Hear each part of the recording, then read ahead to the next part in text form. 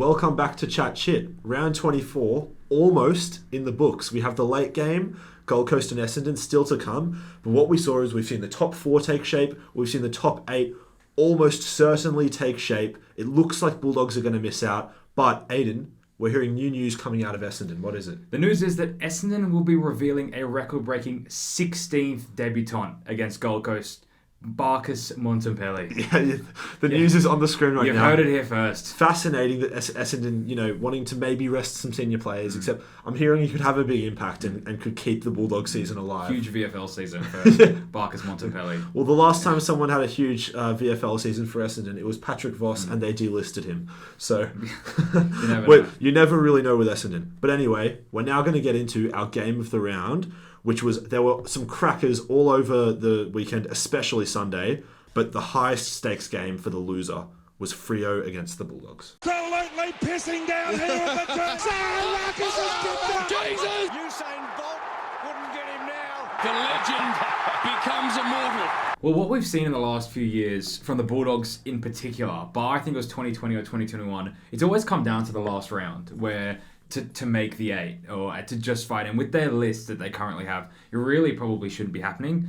And it looked like the Bulldogs were getting away early. I mean, it was 4-2 in the first quarter. They were playing some really good footy. And then Freo just ran over them for the rest of the game. I don't know what Justin Longmuir said at half-time. Quarter time, sorry. But they completely ran over them. Bulldogs had almost zero answer and then kicked a couple goals late to sweeten the score. Yeah, well, I've got plenty of things to say about the Bulldogs, but I first want to focus on this Freo performance and this Freo season. They've put together a 15-win season, absolutely huge the way that they've bounced up this year. And my favourite thing out of this Freo performance was the way that the 3 big men up forward worked beautifully together. So Josh Tracy, Jaya Miss, and Patrick Voss, mentioned a second ago, along with Luke Jackson spending a little bit of time forward. They work so well together. They make space for each other. In this game, they all kick 3 goals and one behind each. Quite funny. And just the energy and effort coming out of all of them, and that's led by Patrick Voss, who has just, I feel, is an inspiration to this forward line, the way that he charges at the footy like he's got a guy with a knife chasing him. I don't know. He's just, like, he charges at the footy like no one else, and when he has the footy, he's very difficult to stop. I don't know who it was on the boundary that he just manhandled off him and then, leads to a goal. And then you've just got touches of class coming out of all 3 of them. A miss off his left foot, dribbles it from the boundary to score a goal to make it almost a level game in the second quarter. So just huge moments from all 3 of them, and that was a huge highlight for me. Well, I think Alex Pearce said it perfectly a couple of weeks ago, is Voss is that type of guy that all other teams want to punch, but we love him here. And, I mean, Tom Papley-esque. He's just the sort of guy that every team sort of wants, bring the energy. When you're not playing necessarily a best footy like they were in the first quarter, just the guy that's going to run through someone, right? Yeah. Just get the team behind you, get the momentum swinging back your way. He'll run through multiple people. Yeah, and now, I mean, the Bulldogs are relying on an Essendon miracle win to beat the Gold Coast Suns. With the list they have, they really shouldn't be there.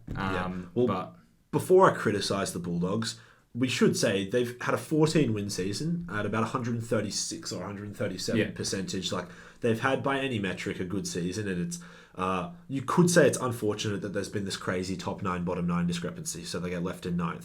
But at the same time, their record against the competitive teams was awful. They won 1 game and I think lost about 10 throughout the year against the top 9 teams. And this is an awfully familiar position where they have severely underachieved with maybe the most stacked list out of the 18 teams. We look at their list and they have undoubtedly the best key forward duo with a key forward who is maybe the best. They have 3 guys in their team which you could make an argument are the best player in the comp. You got Sam Darcy up there. You got Bontempelli, who's probably the best, and Ed Richards, who was the highest rated player in the comp this year. So they're stacked everywhere. They've seemed to find a way to not put any of their talent into their defense, but it's really disappointing from their viewpoint because they had such high hopes for this season. Well, they're a team that I was going to support going if they were going to make it into September, and they still might. But just because they're a fun team to watch, they play really aggressive attacking footy. But sometimes being too aggressive going forward doesn't always work. And I thought they had a really similar build, and I think a lot of people might agree, to Adelaide at the start of the year. Really good in the midfield. They got tall targets up forward, and they got a pretty weak defence. But what we've seen from Adelaide is they've become the best defensive team in the competition. Yeah. A real team defence sort of vibe with a couple of standouts. Just a strong system. And the Bulldogs just seemed like if they were going to win this game, they were going to have to score. Both teams going to score over 100 points, and they were going to have to be 130, 120, 120, 110 sort of game. They never really had the defensive profile that's probably going to stand up in September. I didn't think they were ever going to win the premiership, but they could have caused havoc if they actually made it into finals in the next couple of weeks. Yeah, absolutely. And now we'll move on to our top 5 players of the round. My number 5 player of the round is Zach Butters. Now I'm going to delve into Port Adelaide later, but Zach Butters was their best player, as he so often is when they get big wins, and this was their biggest win of the year. While they're not in contention for finals at this point, they take down a Gold Coast team that had everything to play for, and Butters was dominant in the midfield. The Gold Coast midfield has been so good, and Butters sort of took them to the cleaners. Led the game in disposals, contested possessions, 8 tackles, and he wins 6 free kicks. So the Gold Coast midfield really didn't know how to stop him. Butters was getting his hands on the footy first, and Gold Coast were sort of lost with how to deal with him. He's an explosive player who, I think he's my shout for the Brownlow in 2026, an early shout. I like it, and it's unfortunately he missed quite a few games at the start of the season. He was also my number 5. Really? Player of the round. He's a guy you'd want on your team. Gold Coast have had a problem dealing with these big mids in games throughout the season. They can't seem to get a hold of them, and he was a massive part to why they won that game. Yeah, my number 4 player of the round, Darcy Wilson. You could absolutely have him higher. St Kilda don't quite get across the line against GWS. First, I just want to say, it's nice to see the bottom 9 teams, put up fights in this final round against top 9 teams that have. This is sort of their highest stakes game of the year, and the bottom 9 sort of gave it to them. But Darcy Wilson, what a promising performance for his future career. You looks like he will be a stalwart winger. Was dropped for a pretty significant amount of time earlier in the season. So, to kick 5 goals. Yeah, 5 goals, 23 touches, involved in a lot of scores, and he was their best player for sure. My number 4, I had a bit of defender appreciation, which I don't usually have. I had Alex Pearce. Now, he didn't really do it on the stats. He didn't have a huge statistical game. But he was up against Sam Darcy, a guy that smashed him in Perth earlier in the season, where Darcy kicked 5 goals on him. And Alex Pearce, he mentioned it earlier in the post-game. He said he got the better of me. We learned a lot of things from that. And, he was almost the perfect defender to go to Darcy. Big-bodied, really tall. And he really took it to him. Darcy seemed like he struggled throughout the whole game. And for me, he was a huge standout. As I said, didn't put it on the stats, but you had to watch the game to really appreciate what he did. You know what I love so much about this?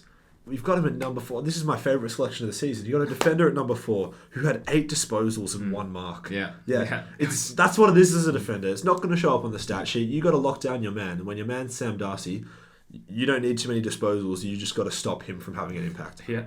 At number 3, I've got Paps, Tom Papley. So great to see as a Swans fan this sort of performance because he's explosive. He was an All-Australian key forward in 2022.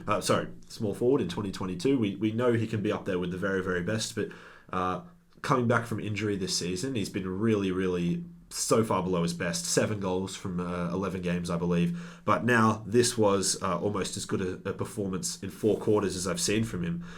3 goals, 27 3 goal assists as well, and almost all of his disposals went to a Swan player. So, yes, not the strongest opposition, but it was really nice to see Papley get back in action. It's going to be a nice year to watch the Swans next year if they can manage to pick up a key forward. My number 3, I had Carl Amon, and obviously there was a bit of controversy with him in the handball at the end of the game, the deliberate handball, whatever. But his game, the 950 metres gained, 34 touches, 8 intercept possessions. He did everything he could in that Hawthorn rebounding game against Brisbane. When Brisbane were flying through the corridor, when he was able to pick it up and pick up passes, he went at 75% across those 34 touches. He takes on really aggressive and tough kicks. So to go at that percentage in a really high pressure game, he did his absolute best to get them to try and push them over the line, but they didn't quite get there. Yeah, to me, Carl Amon's been Hawthorn's best player this season. Maybe him or James Sicily, because Sicily's always so good. But I really think I don't think he will be selected. But would love to see Collingwood even make the Australian 22 this year. I think there's been Nazaya Wangan Malira and the other half-back spot. There's a lot of guys in contention. Yeah, that's true. I think Collingwood's been as good as any of them. Awesome player. My number 2 is Toby Green. So he kicks 4 goals throughout the game, but his best moments were after all of those goals were kicked in the final 2 minutes of the match when GWS are trying to lock it up. He takes 2 absolute speckies, especially the first one where Whitfield sends it off the... Was it Whitfield who sent it, I believe, off the side of the boot into the forward pocket? Looks like it's for sure going out on the full, and Toby Green takes an absolute hanger, hits the post with his shot, but then only 30 seconds later, when St Kilda are having their final foray forward, Green takes another hanger. But that was any need Whitfield to the head when he took that second hanger. So he wasn't very happy with the kick that came in just before. I had Toby Green as my number 1, but my number 2, I had the Essendon debutant, Marcus Montempelli, who did everything he possibly could, and especially did everything he could. There was 14 disposals in the last quarter. Really tried to drag his team over the line. I mean, he's done everything he possibly could this season for the Dogs. 2 goals, 33. It's just a standard Marcus Bontempelli performance. He'll probably be an All-Australian, even just meeting the games minimum, which is really special, missing so many games and still probably going to be in that team. But, yeah, just unfortunate. Yeah, he's my number 1 player of the round. I just checked. I think I've had him in 9 of the last 12 weeks in my top 5. He is the benchmark for AFL performance in the since 2020, or since earlier than that, but especially in this decade, he is the best player that we've seen. And if they can just find some players to put in some dominant performances in their defence, the Bulldogs can do some really scary things. Is he the best player you've ever seen not to win a Brownlow? Not to win a Brownlow, definitely. Because I'd say the best players I've seen are like Gary Ablett, Dustin Martin, Fife, Dangerfield. Well, maybe Buddy Franklin is the only one that I'd put in competition. But I reckon probably the best player I've seen to not win a Brownlow. We'll move into the next segment in hits and misses. My hit this week is Brisbane just owning the corridor. So the Brisbane Lions lit up the field with ridiculous ball movement in their most recent win. They charge right through the corridor. Their best kicks under pressure make all the difference. And when space opens up, you got players like Zorko, Ashcroft, Fletcher, Wilmot, McCluggage, who don't just move the footy. They tear you apart. And if we look a bit deeper, how aggressive they are through the corridor. The Lions don't just push through. They're threading passes with a little bit of finesse, blending aggression with a bit of composure. And it's a bit of what I like to call selective genius, where Brisbane don't gamble often, but when they do, it's with pinpoint execution. And you won't really see the guys who don't have the best kicks making these sort of kicks. They'll float the ball around the back, and as soon as a guy like Zorko gets it, you'll see his eyes immediately straight into the corridor, and they're going to attack that. They're going to attack that kick. So, in summary, they don't just attack the corridor; they completely own it, delivering clean, proper entries. Their best kicks unlocked dangerous attempts at goal, and with Neil set to come back in the first week of finals, the engine room becomes practically unstoppable. Like I said, Zorko, Ashcroft, McCluggage, Wilmot, Fletcher, and more just continue to fill these kicks straight through the corridor. And I can't wait for the game against Geelong because you know that Chris Scott's going to know that this is coming and they're going to do everything they can to block it up. Well, these are the two. They're two very recent premiership winners who both took down Swans in grand finals. So they're experienced sides that have talent and structure that is as strong as any team structure all over the field. It'll be a great qualifying final. My hit for this week was Port Adelaide getting it done for Ken Hinkley's final game. How good. And so I just want to say something. So Port were awesome. They took it to them, led by Zach Butters and Connor Rosie. They took it to this really explosive Gold Coast midfield and Gold Coast ball movement, and they just quashed it with pressure and then got themselves across the line with pure effort. They had injured players all over the ground. As Ken Hinkley said in the post-game, he had a very entertaining post-game speech. He said that he saw them having no chance. He can say that now. Yeah, I was going to say that was my favourite part. Something you can never say as a coach if you're still hired for next season. You'll say, "Oh no, I knew the boys could do it," but he didn't. He just admitted what he really thought. But heading into this game, Port had lost their last 5 games by a combined margin of 284, had conceded more than 115 points per game in their last 5, and then they come in here and they get it done against a Gold Coast team fighting for their first ever finals. And what this showed me is, and I've seen this in recent seasons, is when a team is united under a central mission and really motivated as a unit, whoever your personnel are, that you really can achieve incredible things.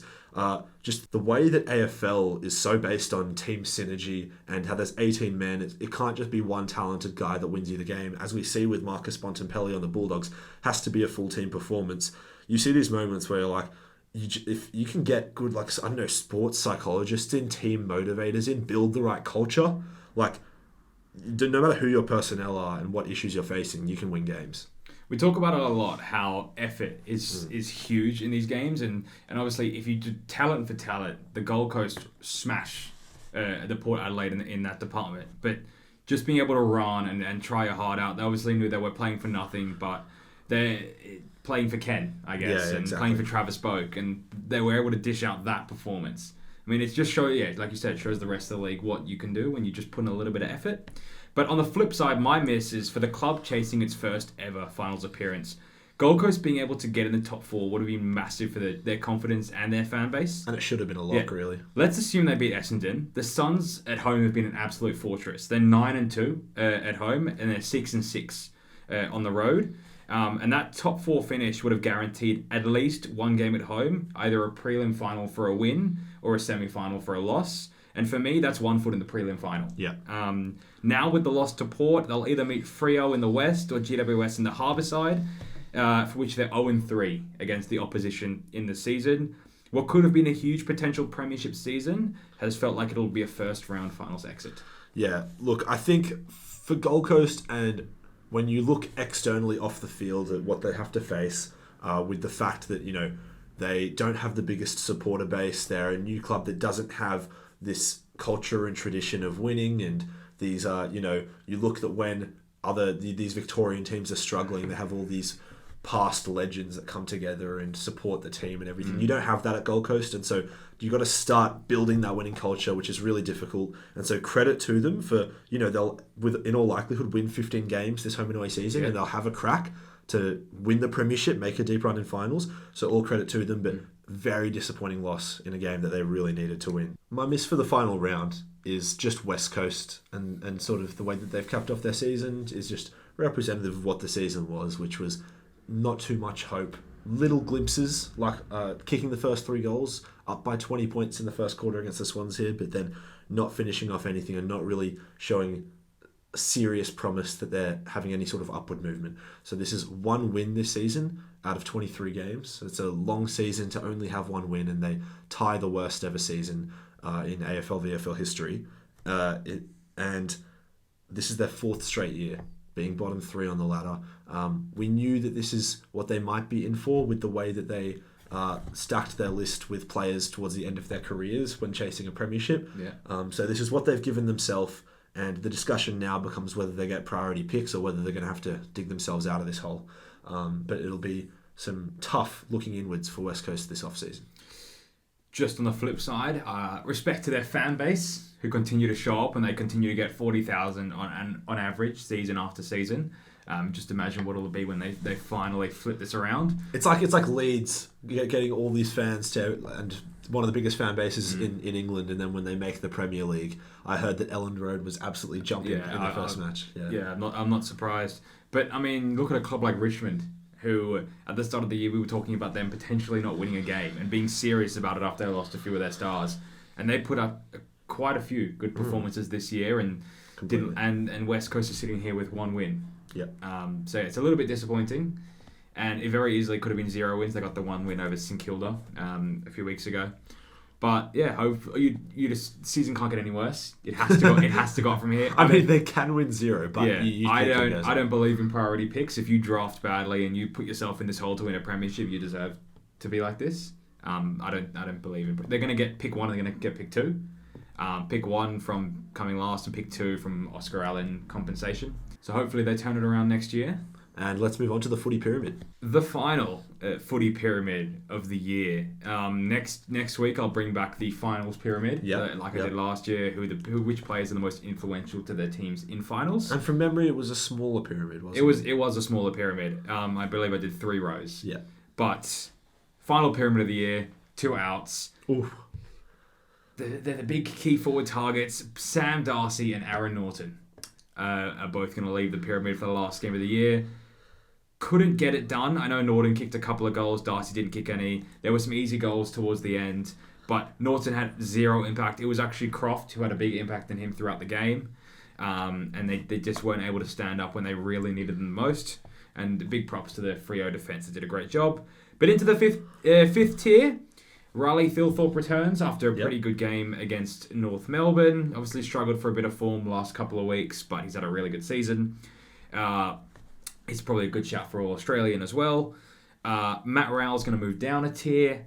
Isaac Heaney's going to hold his spot. Zach Butters is going to enter the pyramid again. Awesome. And Finn Callahan is just going to hold his spot in the pyramid. Moving into the fourth tier, Nick Dacos is going to hold his spots. He was on top of the pyramid for quite a long time at the start of the season. Jordan Dawson's going to move down a tier after a quieter game by his standards. Josh Dunkley is going to hold his spot. I'd love him to be in the All-Australian team, although it's very competitive in his position. And Bailey Smith is going to move up a tier after a really good performance, who we haven't really talked about against Richmond. Probably 2-3 vote games to end the year and move straight into Brownlow contention. Yeah, Bookies have him in second place after Dacos now. If he didn't miss so many games through late outs throughout the middle of the season, if he does miss out by a couple of votes, he'll probably just not being a part of those games. Yeah. Moving into the third tier, Noah Anderson is going to hold his spot, and his last game against Essendon in a couple of days could shape the Brownlow. Night if you can pick up 3 votes. Hugh McCluggage is going to hold his spot in the third tier. He's had a huge last couple of months, and hopefully he's definitely going to be in the squad. But hopefully he can finally pinch that All-Australian team selection. Was it 4 or 5 times he's been in the squad, never selected? 5 times he's been in the squad in his young career. So I think this has got to be the one. He'll be in the team. You think it's got to be in the year? Jeremy Cameron's going to move back up a tier. He's in the third tier. Kicked 4 goals forward. Doesn't look like he's going to get to the 100, but you never know if he goes crazy in one game. But still, I think it's the highest amount of goals kicked since Josh Kennedy in 2018 or something. Yep. And they both played 23 games.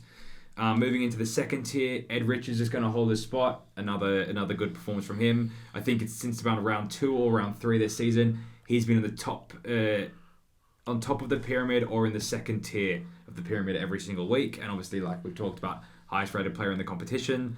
Also in the second tier, Nasai Wangani-Malira, who had a quieter game by his standards. And that's probably a good thing for St Kilda, knowing that they can sort of almost get it done without too much influence from him. But he's been enormous the last couple of months. And if you had to pick one guy that's 100% going to be in the All-Australian team, it'll be him off the half-back line. He might just be the GOAT. Could be. He might just be. That's the GOAT. And obviously it's Bontempelli's pyramid. It took about 2 weeks for him to get on top of the pyramid since he came back from injury.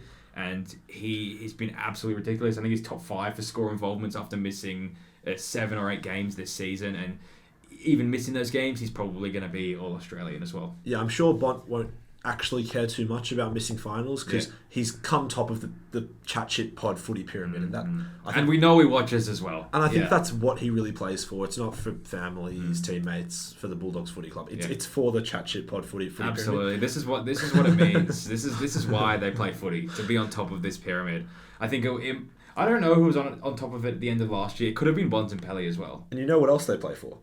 For the power rankings. Being round 24, this is the finals power rankings. So we're only going to put the 9 teams that still have a chance to make finals because it's between Bulldogs and Gold Coast for that final spot. And it's going to be the Bulldogs at 9 who have maybe a 2 or 3% chance of a Barkas Montempelli masterclass for Essendon to get them into finals. And you're not even sure that will be enough either. Yeah, but if Gold Coast get it done against Essendon, they find themselves at 8 on this power rankings. Doesn't really matter how much they win against Essendon by. You don't expect Essendon will be too competitive in that game.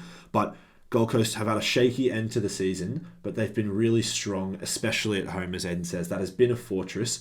They're unlikely to get a home, or they're not going to get a home final now. They're not going to get one, which is a really big downside for them. So they're going to have to do it the hardest possible way.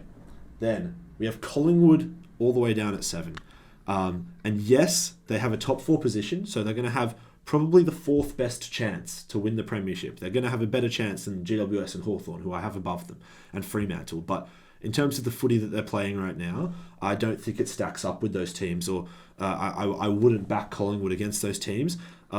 They look a bit worn out and tired. This 1 week break is going to be so valuable for them, and if they can find a way to get a win out against Adelaide in the first round of finals, that'll be huge for them to get another week of break, because we know how they can play when they're all fit and firing. But they look tired, and I'm not sure if they're going to be able to find their, confidence and match fitness for finals. They did only lose by 3 points 2 weeks ago to Adelaide, and now Adelaide without Isaac Rankin, who played a massive part in that game as well. Completely.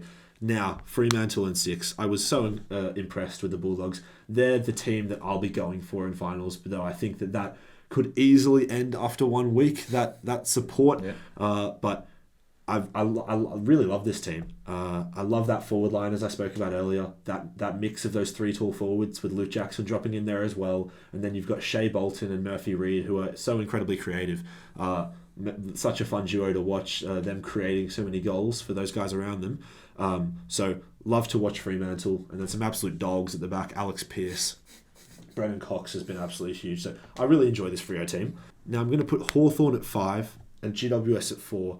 And I put them here at the same time because I'm finding it really difficult to split them. They're two teams that have had fantastic form in the second half of the season, finish on 16 wins, and they've been absolutely excellent. Hawthorn had a really tough run to end the year, and they got enough done to give themselves a final spot, and they can be really, really strong. They have an incredibly solid defence and then young ball movers all over the ground. What it's going to be about for Hawthorn is, can they match the big boys in the midfield? They don't have the big dominant players in the midfield. It's going to be up to Jai Newcomb, if Will Day can be fully fit. It's going to be up to those guys to see if they can compete. Then GWS, we know that they have it all over the ground. More of an experienced team with young talent coming through as well. But we've seen some concerning signs that they can really fall apart. Losing by 88 points only a few weeks ago to the Bulldogs, that was their only win against a top 9 team. So there have been some concerning signs for GWS. Huge gap between their best and their worst. But their best really, really does stack up. Now, I've got Adelaide down in 3rd. They sit first on the ladder, but I do worry, as I think a lot of people are worrying, about what this Rankin omission almost certainly won't play any more footy this season, what that's going to mean for them, what it does to the club. It's also, people have spoken about all the energy that can go into a situation like that. There's sort of something somewhat comparable as for the Swans in, I think, 2016 or 2017 it was. They finished first on the ladder, but then there was all this talk about Buddy Franklin missing finals, personal reasons, and there was just all this media and energy internally and externally directed into the club, and then they disappointingly did not make the grand final, the Swans, and you worry if that'll be what happens to Adelaide with all this attention on other things when they want to try their hardest to be singly focused on winning each game. Now, Brisbane and Geelong at the top, and I've got Geelong at 1, Brisbane at 2. Really hard to pick out a flaw in either of their games. As Aiden says, Brisbane are going to take the game on. They're going to be confident, and they're not going to shy away from the final scene. They're going to go for the corridor, and they're going to be maybe the best team to watch in this final series, because they're going to take it on, and they know that their best stacks up. Less than 12 months ago, they held up the premiership trophy playing this exact type of footy. And Geelong, they're always there and thereabouts. They've made, 15 prelim finals in 18 years or something? Or 13 out of 18. Like that. Yeah, and now they've given themselves, again, a prelim final position. A top 4 position, almost certainly a prelim final. And they're going to be there again with every chance to pull in another premiership. Well, I can't wait for it. This is we've talked about the last couple of weeks, I've never been more excited for a final series when the Swans aren't a part of it. I think next week, obviously there's no games next weekend. I think we'll do probably a finals predictions, our Brownlow prediction, etc., Rising Star, all of that. We'll review the All-Australian team, which is coming out, I believe, Thursday night. And we'll be doing team reviews. We're going to do team reviews. So every team will probably go from bottom to top on the ladder, and we'll start releasing them every couple of days once the season comes to an end. Yep, really keen for it. This is where the best part of the season begins. We'll see you all in the next one.